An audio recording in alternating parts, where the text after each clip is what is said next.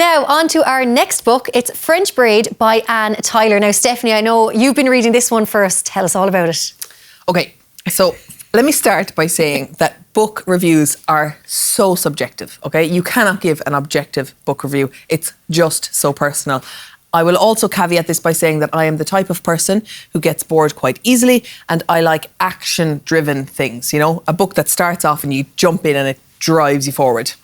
This book by Anne Tyler is beautiful, but a bit slow. I loved the opening of it, okay? So the opening starts with this boyfriend and girlfriend, and they've just come from the first visit to the boy's mother's house. And the girlfriend was like, look, we're not staying overnight, which I relate to. We are not staying overnight. We are getting out of here quickly. So they're on their way back from the visit. And, you know, he's like, God, I wish we could have stayed overnight. And she's like, look, you see your mom all the time. It's absolutely fine. They're in a train station. She's like, oh, I think that might be my cousin over there. And he's like, well, that's weird. Like, what do you mean it might be your cousin? If it were my cousin, I would know them. And she's like, look, my family aren't that close. Get over it. And he's like, red flag. So it turns out it is her cousin. This is all in the first chapter. So I was like, oh, great. And then it goes back to 1959 and it describes all of the ways in which these two cousins have come to not know each other. So this sort of very slow, beautifully written abrasion of a family, of a marriage, of sisters who don't get on, of their children getting even further apart. So you have this sort of like, you know, parents at the top and this family that's getting further apart as it goes down.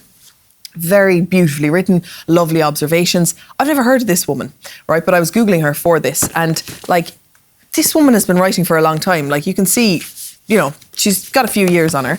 And then there's a list of books that she's written that is like, I don't know if the camera can see it, this long, like a lot of books. I haven't read any of them. I haven't heard any of them. But this woman has like David Bowie-esque fans out there. Like, people are dying for this book, to get this book in their hands. And, you know, I finished it. I enjoyed following the characters, reaching here now, but I sort of wish that it had stayed with the first chapter and stayed with those characters.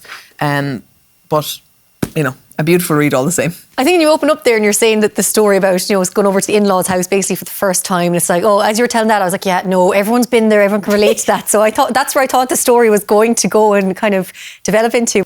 There's an interesting sort of not plot twist, but like trope twist that we don't see a lot, which is that the mother and father, the 1959 mother and father, they're not very happy, but she won't leave him. So she's an artist. She goes to kind of live in her studio. And I just felt really sad for the husband, who's kind of left on his own and not really wanting to get up in the morning when he can't hear her.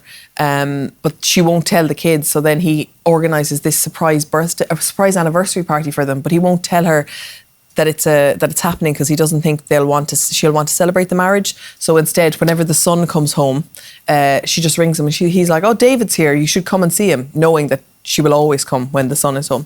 You know, so things like that are kind of beautiful, observational, quite sad and moving.